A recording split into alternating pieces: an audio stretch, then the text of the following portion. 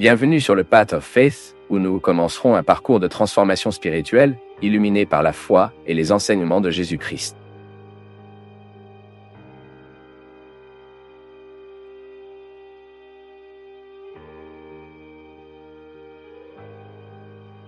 Dans Matthieu, le chapitre 24 et le verset 36, le Seigneur Jésus a averti que personne ne connaît le jour ou l'heure de sa venue.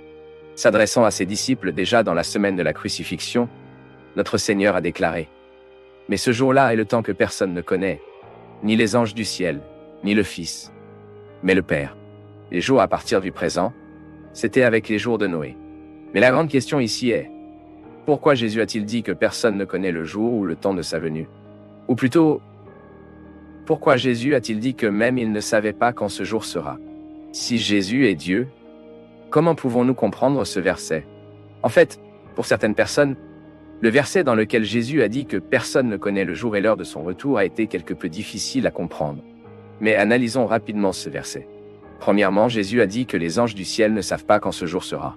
Et ici, il convient de se rappeler que les saints angels sont constamment en présence de Dieu. De plus, le ministère des anges du Seigneur est également directement lié aux événements de la fin. Le jour de la deuxième venue du Christ, Angels jouera un rôle très important. Même ainsi, comme Jésus l'a dit ici dans ce verset, il n'a pas été donné aux anges de connaître le moment exact où toutes ces choses se produiront. Deuxièmement, Jésus a dit que même pas le Fils, c'est-à-dire, il avait lui-même une connaissance de ce moment. Et sans aucun doute, c'est la partie du verset qui cause le plus de difficultés chez les gens. Après tout, comment Jésus pourrait-il déclarer que même il ne connaissait pas le jour de son propre retour ? De toute évidence, ce verset doit être pris en compte à la lumière de la doctrine de l'incarnation. Lorsque le Fils de Dieu s'incarnait, il a assumé une nature humaine complète. Il est devenu le véritable homme, bien qu'il n'ait jamais cessé d'être vrai Dieu. Cela implique donc que, d'après l'incarnation, la seule personne du Christ, la seule personne du Fils de Dieu, existe en deux natures distinctes, humaine et divine.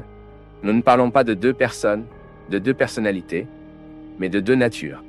Il est faux de penser que pendant son ministère terrestre, Jésus a alterné entre la nature et un autre, c'est-à-dire que, par exemple, il y avait une sorte de changement de sa divinité, qui a parfois déclenché le mode divin, et parfois le mode humain activé.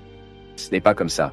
Si nous parlions de deux personnes, une divine et un humain, cela pourrait même être possible. Mais nous parlons de deux natures en une seule personne. La bonne compréhension est donc que Jésus a toujours agi dans l'unité de sa personne divine humaine. Ainsi, autant que nous avons extrêmement du mal à comprendre comment cela peut être possible, la vérité est que, alors que par le prisme de sa nature divine, Christ n'a jamais cessé d'être omniscient, par le prisme de sa nature humaine, il a montré l'ignorance de certains faits et eaux. Pourquoi ? Parce qu'il était soumis à toutes les limites courantes aux hommes. Et en tant qu'homme, dans son état d'auto-humiliation, Jésus pourrait en effet dire qu'il ne connaissait pas le jour et l'heure de son retour. Oui, je sais que c'est un sujet difficile. Même nous étudions ce thème dans notre cours de théologie en matière de christologie biblique. Et si vous voulez étudier avec nous, je laisserai les informations dans la description et le premier commentaire de cette vidéo. Mais en continuant ici, il y a quelque chose de très important que nous avons appris de cette déclaration de Jésus. Nous ne pouvons pas tomber dans l'erreur d'essayer de marquer le jour et l'heure du retour du Christ.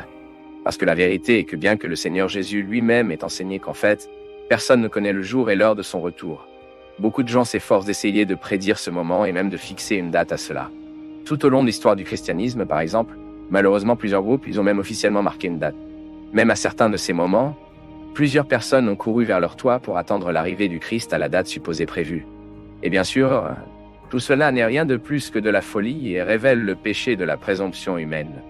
Il est également vrai que souvent ce type d'attitude est le résultat d'une mauvaise interprétation des textes bibliques qui indiquent certains signes qui précéderont le jour du Seigneur.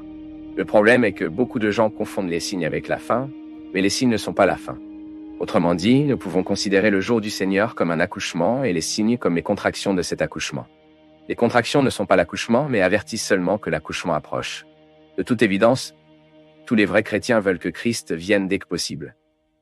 Mais cela ne leur donne pas le droit de penser qu'ils peuvent déterminer l'agenda de Dieu. Nous ne devons être reconnaissants qu'au Seigneur de nous avoir bien révélé par sa parole quel sera le résultat final de l'histoire. Mais les détails sur la façon et le moment où tout cela se produira appartenir au champ de leurs secrets. En d'autres termes, ce n'est pas notre con. Nous devons le penser. Ce que Dieu nous a révélé doit être la cible de notre intérêt. Mais ce qu'il ne nous a pas révélé n'est pas à nous. Ce n'est pas de savoir. Donc ce que nous pouvons en effet dire, Ensuite, nous pouvons conclure en disant que lorsque la Bible dit que personne ne connaît le jour ou le temps du retour du Christ, cela signifie que ce sont des informations qui n'appartiennent qu'à Dieu. Toute tentative de prédire la date de fin est inutile et ne trouve aucune base biblique. Ainsi, chaque fois que vous trouverez des gens qui disent que Jésus reviendra si longtemps, que la fin du monde se produira à un tel rang des générations de fin, vous devez savoir que ces personnes sont soit ignorantes, dans le sens où elles ne connaissent pas la position biblique sur ce sujet, soit interpréter les textes bibliques d'une manière erronée, ou sont même des personnes malhonnêtes qui utilisent ce thème qui a naturellement un grand attrait en raison de la curiosité commune pour la foi. Mais la logique est la suivante. Jésus lui-même a dit que personne ne connaît le jour ou le temps. Je préfère particulièrement croire en Jésus, et j'espère que vous aussi.